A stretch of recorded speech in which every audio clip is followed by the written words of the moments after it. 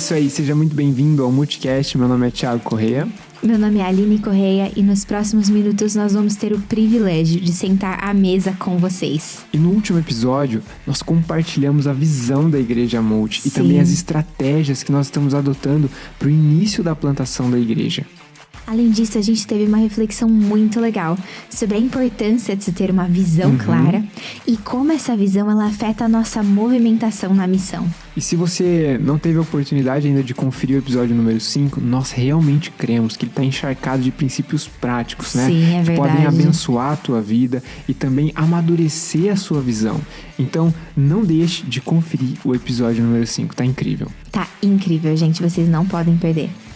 E como tem sido especial ver essa comunidade virtual da Igreja Multi crescendo, É verdade, né? de pouquinho em pouquinho, acho que a gente tem aprendido a celebrar cada número, porque cada número representa uma pessoa, né? Sim. Uma nova pessoa que tem tido contato com a gente, tem se aproximado, a gente tem conhecido histórias novas, enfim, tem sido muito bacana. Tem sido muito especial e nós somos muito gratos pela vida de cada um de vocês.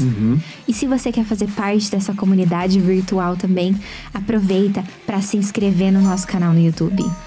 Nós estamos com uma expectativa muito grande em relação a um ponto novo, né, do projeto, quando a gente tiver a oportunidade de se encontrar presencialmente, né, num espaço físico.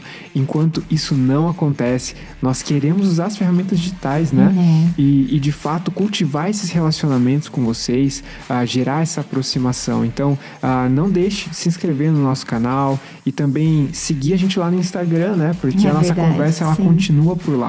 Se você está ouvindo o Multicast em outra plataforma, a gente quer pedir também, não esquece de avaliar, deixar um comentário, isso ajuda a ranquear o podcast e impulsionar a mensagem da Igreja Multi, que é uma pessoa, Jesus. Para cada vez mais pessoas.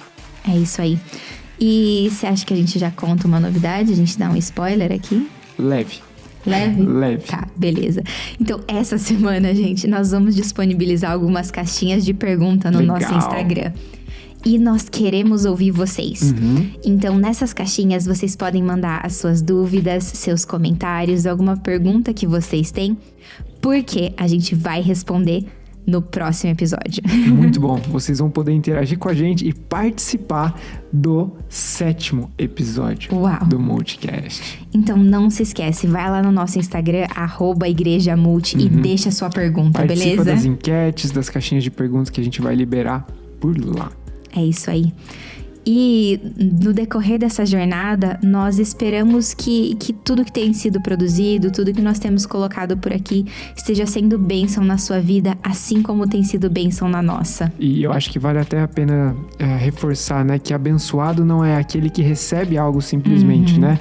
Mas é aquele que recebe e compartilha. Então, tem essa interação acontecendo, né? Essa sinergia. E é muito legal a gente perceber, né? Que para nós isso tem sido uma realidade. Nós temos sido abençoados à medida que nós compartilhamos e também interagimos com cada pessoa, né? É verdade. É isso aí. E o nosso desejo é cada vez mais viver e compartilhar a fé em Jesus de maneira autêntica junto com vocês. E no episódio anterior, a gente trouxe uma afirmação aqui, né? Acho que a gente pode até abrir aspas e ler ela de maneira bem específica. Olha só. O nosso modelo de inspiração é a vida e o ministério de Jesus, o ministério criativo que ele tinha, a capacidade e a intencionalidade de atrair um grande número de pessoas para então chamar essas pessoas da multidão e formá-las como discípulos. Uau, que afirmação especial e incrível, né? E essa afirmação, ela tem tudo a ver com o episódio de hoje. Então, o tema de hoje é... Jesus, nosso modelo. O coração por trás da visão. E já que a gente vai olhar para a vida e para o ministério de Jesus como nosso modelo, eu acho que a gente pode dizer que é um privilégio, né, para nós poder olhar para os registros que nós temos nos evangelhos, no Novo Testamento, né? E a gente separou uma passagem muito especial, um registro muito especial para a gente desenvolver essa reflexão juntos, enfim, e extrair de novo princípios práticos. É isso aí. E é muito interessante a gente perceber que o registro que a gente vai ler hoje aparece em mais de um evangelho, né? E talvez para as pessoas que estão nos acompanhando, mas que não tenham esse pano de fundo, essa experiência de fé há muito tempo, pode surgir uma dúvida, né? Tipo, vocês têm falado sobre o evangelho. De repente vocês estão falando que parece um S aí no final. Tá no plural, os evangelhos, que história é essa? E para pessoas que já têm um relacionamento com Jesus, já têm caminhado há mais tempo nessa jornada de fé, talvez até pareça uma dúvida, assim, muito pequena, né? É algo que passa despercebido às vezes, né? Mas, tipo assim, eu gosto de lembrar da história de um pastor, o Craig Groeschel. É muito legal porque, assim, uma história muito legal. Hoje, quando a gente olha para ele, né, ele é uma referência em relação à formação de líderes. Ele tem uma conferência que ela é global para formar líderes, no mundo né? todo. E não só entre igrejas, mas também no meio secular é uma referência. E a gente olha para ele e vê, assim, esse pastor como sinônimo de maturidade, né? Mas o testemunho de conversão dele é muito engraçado. Porque, tipo assim, ele, na faculdade, ele tava tocando terror. Como ele gosta de dizer, ele tava construindo o testemunho dele. Até que ele se viu numa situação, assim, de beco sem saída, né? Sim, ele tava quase sendo expulso da faculdade dele. E aí, junto com os amigos da fraternidade, eles têm a seguinte ideia. Olha, vamos começar um grupo pequeno aqui na faculdade. Vamos começar a ler a Bíblia. Vamos começar a ler a Bíblia para mostrar para o reitor e para a liderança do nosso campus que a gente, de fato, é confiável. A gente merece uma segunda chance. E aí, ele pensa assim, nossa, mas nem Bíblia eu tenho. E aí ele tá caminhando, né, no campus e, de repente, passa um senhor, atravessa a rua e vem conversar com ele e entrega para ele um Novo Testamento, uma Bíblia pequenininha azul, né? A gente conhece como a Bíblia dos Gideões aqui no Brasil, né? É verdade. E ele começa a ler o Novo Testamento e, assim, ele não tinha nenhum histórico, né? Cristão, ele não tinha uma experiência de fé. E ele não conhecia nada da Bíblia. Não conhecia nada. E às vezes a gente supõe muita coisa sobre as pessoas, né? A gente acha que elas estão entendendo tudo que nós estamos dizendo e nós supomos que elas têm a mesma bagagem que nós temos, né? E a gente não pode cometer esse equívoco. Jesus não cometia esse equívoco, né? É verdade. E ele começou no primeiro livro do Novo Testamento, Mateus, o Evangelho de Mateus. Sim. E aí, ele começa a ler. Quando ele está terminando e ele vai para o Evangelho de Marcos, ele começa a perceber algumas similaridades, mas ele pensa assim, nossa, mas Jesus já tinha sido traído antes, ele já tinha morrido, já tinha ressuscitado, sido levado aos céus, e agora parece que Jesus vai ser traído de novo, ele vai morrer de novo. Ele vai morrer de novo, como assim? assim? E foi muito engraçado ouvir esse testemunho, né? Mas o fato é que existem 4 evangelhos, né? Numa linguagem nerd, são os evangelhos sinóticos. E nada mais são do que o mesmo relato de uma mesma história contado, né, por uma perspectiva um pouco diferente, dando foco e atenção para detalhes diferentes, né, que são complementares. Sim, é verdade. E nós separamos um relato que ele aparece em mais de um evangelho. Né? Sim, e o relato específico que a gente vai contar, assim como o menino comentou, ele aparece em mais de um evangelho, mas a gente vai olhar para o evangelho de Marcos, no capítulo 4, dos versículos 1 a 2. E definitivamente Marcos, ele é um evangelho de muita ação. Sim. Essa é a perspectiva de Marcos. Ele está mostrando toda a movimentação de Jesus ministerial, a vida dele, a maneira como ele está desenvolvendo relacionamentos, tocando as pessoas, né? Tem muita ação ali. Sim, e é interessante perceber porque, apesar do livro de Marcos ele ser um livro pequeno e ele ter só 16 capítulos, a gente pode perceber a intencionalidade de Jesus. Épico, né? Sim. A cada capítulo, se não me falha a memória, nos 11 primeiros capítulos, nós temos em cada um deles uma narrativa sobre algum milagre, alguma ação sobrenatural, né? Que Jesus está exercendo. Que incrível, né? E quando a gente pensa nessa nação, nesse livro épico, né?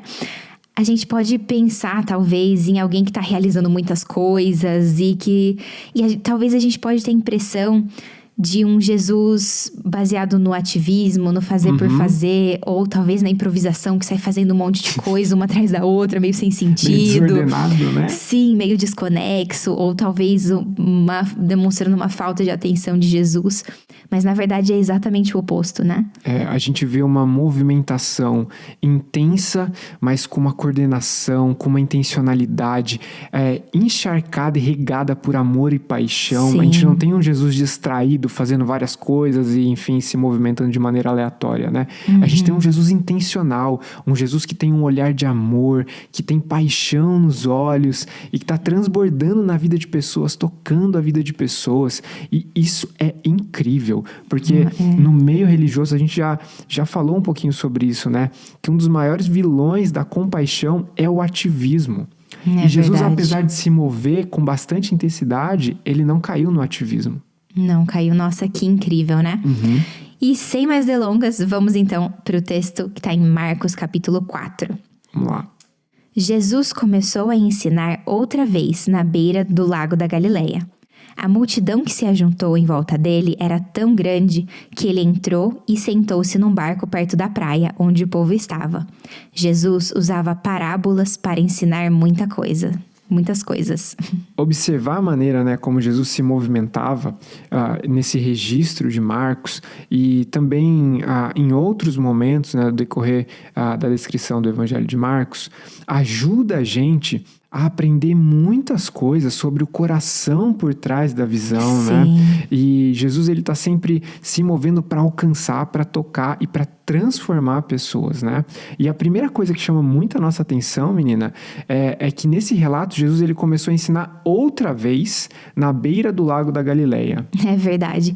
E essa expressão aqui, ensinar outra vez, ela tá fazendo referência com uma coisa que Jesus já tinha feito antes. Não era nada inédito, sim. Era uma cena que já havia ocorrido em outros momentos no passado, né? Sim. Jesus ensinando à beira do lago da Galileia.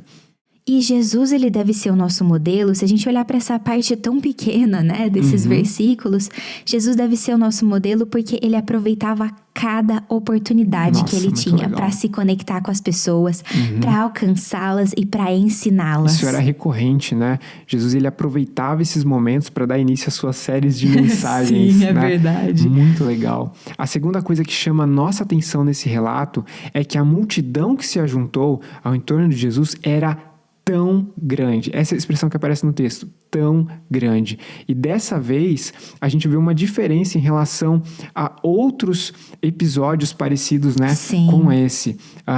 Dessa vez, a multidão, ela tá crescendo. Jesus já havia ensinado à beira do lago da Galileia para uma multidão, mas dessa vez era uma multidão tão muito grande, né? Sim. E aí é muito legal, porque assim, se a gente faz um contraste com outras ocasiões em que Jesus estava ensinando à beira do lago da Galileia, dessa vez ele não permanece muito próximo da multidão, ele precisa ir para um barco, né? E aí há uma certa distância da multidão, então ele começa a ensinar. E você consegue imaginar essa cena? Jesus dentro de um barco, olhando para uma multidão que esperava ansiosamente, sede, né? Ouvir o que ele tinha para falar. Que incrível. Sim, eu gosto muito, você sabe, eu sou fã da série The Chosen, porque retrata esse Jesus que estava disponível. Sim. E mostra de maneira muito clara, né, esses personagens, essas pessoas que estão em torno de Jesus com uma sede, com uma admiração e o calor desses relacionamentos, né? Sim. E Jesus, ele deve ser o nosso modelo, porque ele tinha compaixão das multidões. Isso é muito legal. A gente já falou sobre o coração compassivo de Jesus, né? E ele estava disponível para atender as pessoas, para ensinar as pessoas, para tocar as pessoas que procuravam ele. Sim, e é muito interessante porque Jesus, ele não só falava quando tinha uma grande multidão, né? Ele falava para todo mundo que estivesse disposto a ouvir. Os 12... Sim, pessoas individualmente também. Pessoas de classes mais elevadas, né? Ricos, pobres, cobradores de impostos, que eram considerados traidores na época, mulheres também, né? Jesus, ele ensina Maria, ele recebe Maria aos seus pés, como alguém que está, de fato, aprendendo o caminho do discipulado também. Isso é lindo. Sim. Jesus disponível, não só para multidões, mas para todas as pessoas que estivessem dispostas a ouvi-lo, que estivessem demonstrando sede. Uau, que incrível, né? E a terceira coisa que nos chama a atenção nesse relato é que Jesus, ele entrou e ele se sentou num barco. Em outras palavras, o método que Jesus utilizou não foi nada tradicional. É verdade. Ainda mais no contexto e no tempo que ele estava inserido. Mas apesar dele ter utilizado um método que não era nada tradicional, ele foi extremamente eficiente nisso. E eu acho que a gente tem que frisar isso aqui. Apesar de Jesus não usar um método tradicional, ele usa um método eficiente. Quantas vezes, né, em meio a uma tradição, principalmente em igrejas históricas, né, a gente percebe pessoas se agarrando a questões que não são essenciais e comprometendo, né, o avanço da missão, porque eles estão segurando questões que não são eficientes, mas métodos que estão ultrapassados ou que não fazem sentido para uma circunstância específica. E Jesus, naquele momento, estava numa circunstância específica, né? E isso desperta nele, né, essa intencionalidade de usar um método não tradicional, mas que fosse eficiente naquele momento. É verdade, que incrível. E esse fato, ele é tão curioso, ele é intrigante até. Não pode passar despercebido Não isso, pode né, passar da gente despercebido. nesse relato. E algumas pessoas podem estar até talvez se perguntando o seguinte, né? Como é que uma multidão, que a gente já disse que era tão grande, conseguiu ouvir e ver Jesus sem nenhum tipo de microfone, nenhum tipo de sistema de som. Telão de LED para amplificar Pois é. a imagem dele enquanto ele estivesse ali pregando o seu sermão. É isso aí. E nós descobrimos uma informação muito legal. O arqueólogo Colby Chrysler e o engenheiro acústico Mark Miles, eles visitaram esse local em que Jesus estava ensinando a multidão. Nossa, isso é incrível, né? É incrível. E eles fizeram uma série de experiências que comprovou o seguinte. Eles descobriram que naquele lugar que Jesus estava ensinando, existiam as mesmas características sonoras de um anfiteatro natural. Cara, só Jesus, né? Tipo, uau. E eles realizaram esses testes acústicos e eles chegaram à conclusão de que uma grande multidão de entre 5 ou 7 mil pessoas poderia não só ter visto Jesus, mas ter ouvido Jesus com muita tranquilidade, mesmo Jesus estando sentado dentro de um barco na enseada. Uau! Que incrível, né? É muito legal, né? Ver a criatividade de Jesus, Sim. O uso de métodos que são efetivos, porque a missão importa, verdade. Porque pessoas importam, porque ele tem esse coração compassivo, né, em relação às multidões. Em Mateus 9, inclusive, a gente tem um texto muito legal que mostra Jesus olhando para as multidões e se compadecendo, tendo até seu coração entristecido, Sim. né? Pensando, essas pessoas estão aflitas, elas precisam de direção, elas precisam de ensino, elas são como ovelhas sem pastor. E ele se compadece. E o coração de Jesus é movido na missão a tal ponto que ele decide usar estratégias, métodos que não são tradicionais. É verdade, que incrível, né? Essa utilização de métodos diferentes, mas para um fim muito específico, né? E é importante a gente ressaltar também que muitas vezes Jesus, ele deve ter pregado de maneira comum, em cultos na sinagoga, também no templo.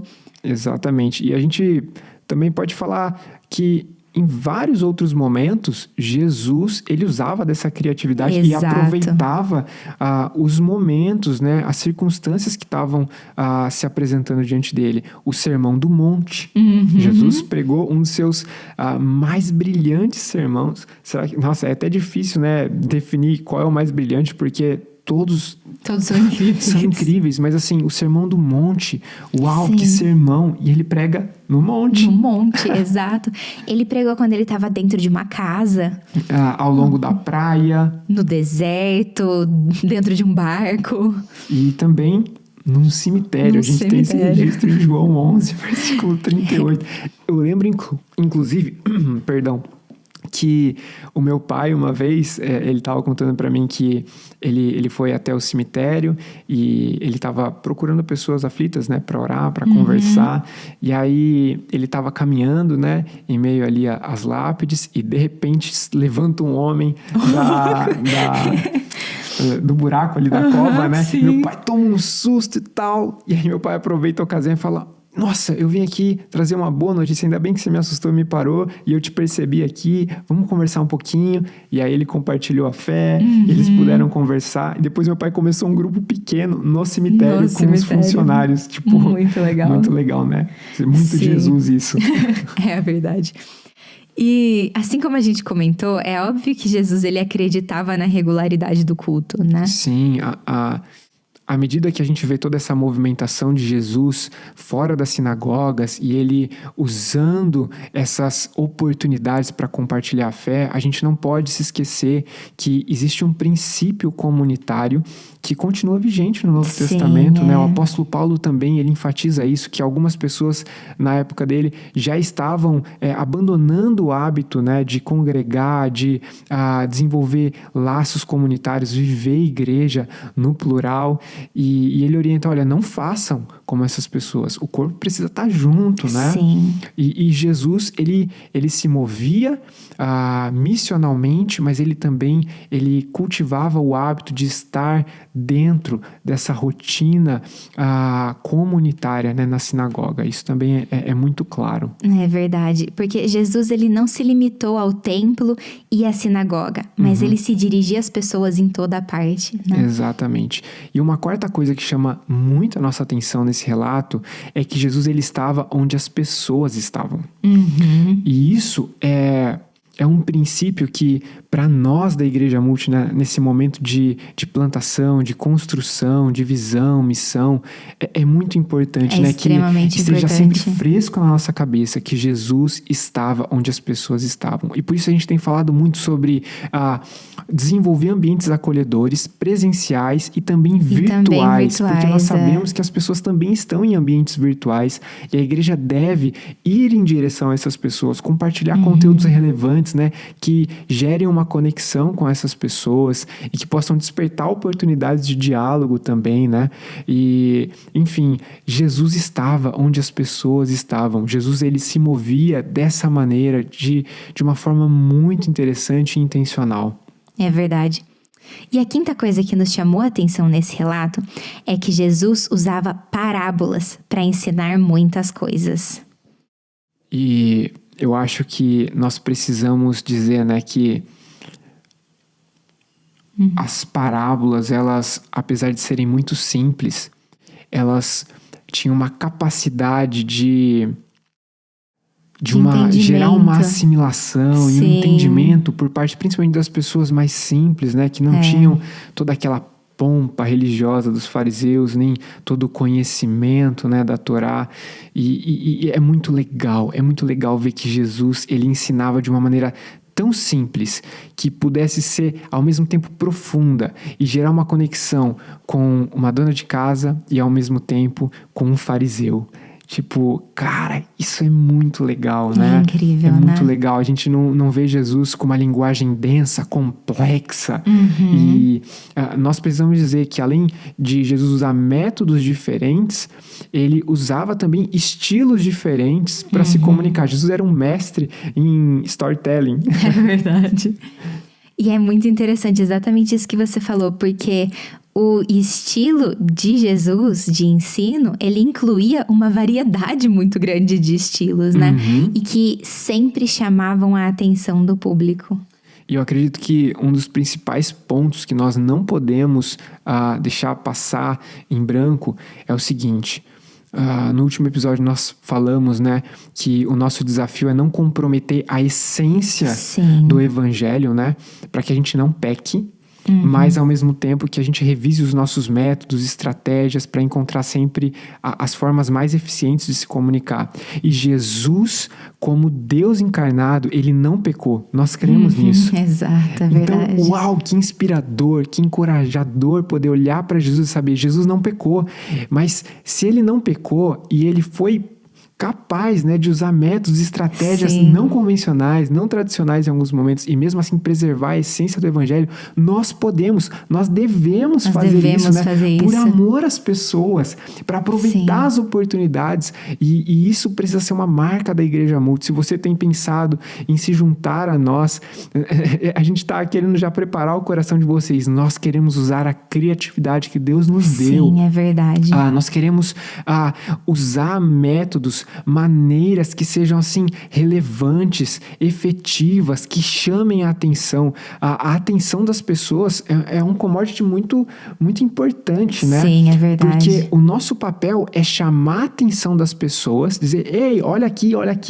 Tipo, fazer alguma coisa que chame muita atenção para que a gente tenha a oportunidade de comunicar alguma coisa que seja relevante, né? Pregar a mensagem de salvação em Jesus, o evangelho de arrependimento e de nova vida que é possível por meio do sacrifício de Jesus na cruz, da sua morte e ressurreição.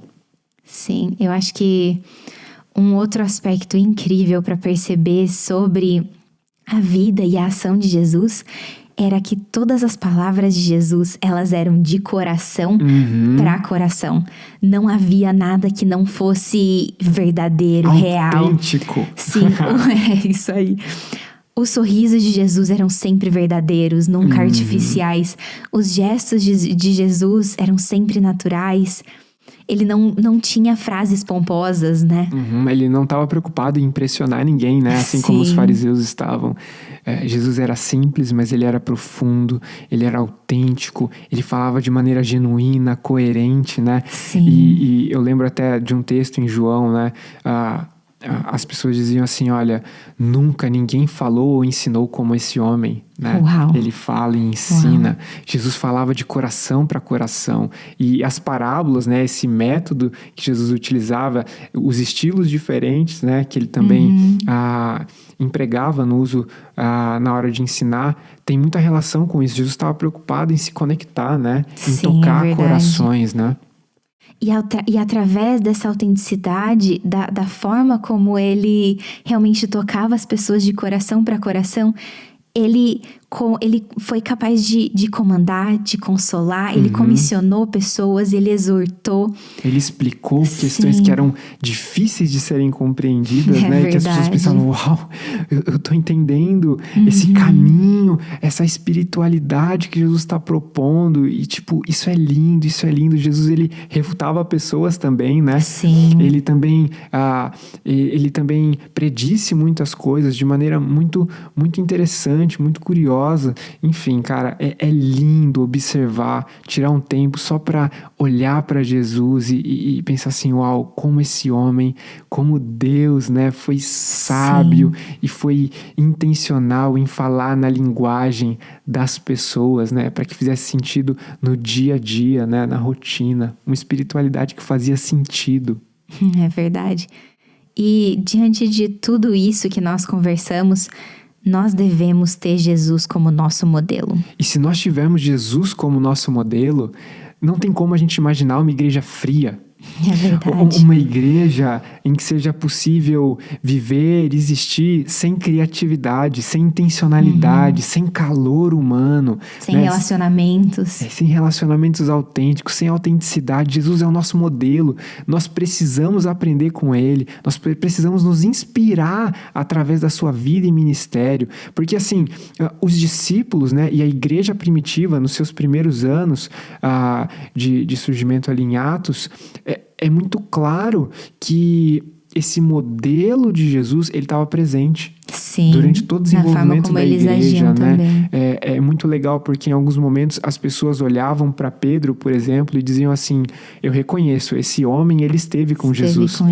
Ou seja, o modelo de Jesus foi absorvido, né? E o Espírito Santo derramou graça o suficiente para que Jesus fosse percebido através da vida de outras pessoas, né? E Jesus precisa ser percebido na Igreja Multi, na sua vida, nas nossas nós precisamos, de fato, espelhar esse modelo de Jesus para as pessoas que estão ao nosso redor, para que elas olhem e falem assim, uau, não tem outra explicação. O Tiago esteve com Jesus, ele caminha com Jesus. A Aline caminha com Jesus, a Aline esteve com Jesus. E eu acho que o nosso coração precisa queimar por isso, sabe? Sim, é verdade. Não simplesmente ter uma boa comunicação ou simplesmente impressionar as pessoas, impactar as pessoas. O nosso objetivo é, de fato, compartilhar Jesus de maneira autêntica, para que as pessoas percebam Jesus e para que esse processo não pare em nós, né? Mas que as pessoas sejam direcionadas a olhar para Jesus, a se relacionar com Jesus, que de fato é o bom pastor, né? É verdade. E depois de tudo isso que nós conversamos sobre Jesus ser o nosso modelo, você pode se engajar orando. Hoje nós queremos te desafiar a orar num espírito de reflexão sobre a sua vida e sobre a sua jornada de fé. É isso aí. Você consegue afirmar hoje que Jesus tem sido seu modelo? Ore também pela Igreja Multi. Ore para que nessa construção, desde o início, nós nunca venhamos a perder o foco na vida e no ministério de Jesus, que ele possa ser o nosso modelo, que para a liderança da Igreja Multi, Jesus seja o modelo, que para os membros da igreja, dessa família de fé, Jesus seja sempre o modelo, que a Igreja Multi possa ser inspirada, desafiada, encorajada a partir do modelo de vida e ministério de Jesus. Exatamente isso. Você também pode se engajar investindo. E nós cremos que cada centavo importa. Um texto em Lucas diz que o nosso dinheiro, né, os nossos bens, eles precisam ser usados de uma maneira tão sábia a ponto que pessoas se tornem amigas. Amigas de Jesus e também nossas amigas, né? Nossos amigos. E a gente não pode esquecer que a amizade aqui dentro desse contexto não tem relação simplesmente com relacionamento afetivo, favor, né? Sim. Tem relação com uma amizade que simboliza a conversão de outra pessoa. Sim. Ou seja, à medida que nós usamos o nosso dinheiro para investir em plantação de igrejas, em recursos, em conteúdos, na propagação do evangelho, nós estamos tocando vidas que às vezes nós nem vamos ter o privilégio de conhecer aqui. Sim. Mas que vão se tornar amigas pelo fato de que elas vão ter um relacionamento com Jesus, o Espírito Santo vai convencê-las e elas vão tomar uma decisão por Jesus, vão nascer de novo e no céu, né, elas são computadas como nossas amigas. Nossas amigas, uau! E você pode se engajar através do nosso Pix. Se você está aqui pelo YouTube, tem um QR Code aparecendo. Se você está por alguma outra plataforma de podcast, a nossa chave Pix é igrejamulti@gmail.com. E por fim, você pode se engajar construindo. Nós estamos em busca de pessoas que não são perfeitas. Sim. Porque nós também não somos perfeitos. É verdade. Nós não estamos em busca de pessoas que se julgam prontas, porque nós também não nos julgamos prontos. E isso é incrível, porque gera um senso de dependência de Deus, do Espírito Santo. Nós estamos procurando pessoas que estejam disponíveis. É isso aí. E que queiram, de fato, viver a partir do modelo de vida e ministério de Jesus, né? Sim, vem somar forças junto com a gente. Tome essa decisão. Tem um poema de uma missionária que chama Amy Carmichael. Nós cremos que ela foi uma missionária, né, que seguiu o modelo de vida e ministério de Jesus. Eu separei um trecho para compartilhar com vocês. Olha só que lindo. Dá-me o amor que conduz para frente e a fé a qual fica resistente, a esperança que não cansa, embora seja frustrada em alguns momentos, a paixão que arde como a chama que não se apaga, a chama de Deus. Faze-me, ó Deus, o teu combustível para que pessoas te conheçam. Nós estamos procurando pessoas que estejam dispostas a se tornar combustível. Sim. Que estejam dispostas a usar o tempo delas, os recursos também como combustível. Sim, é verdade. Para que pessoas se tornem amigas. E num processo de plantação de igreja existem muitos desafios. Muitos desafios, mas os privilégios são muito incontáveis. Sim. Ser parte dessa história que Jesus pode inaugurar na vida de tantas outras pessoas que vão se achegar e ser parte dessa família de fé. Sim. Isso é incrível, vem somar forças com a gente, vem construir junto com a gente essa nova história. E hoje, por fim, nós queremos te desafiar a viver e a compartilhar a fé em Jesus de maneira autêntica. É isso aí, até o próximo episódio. Jesus te abençoe. Até mais, pessoal.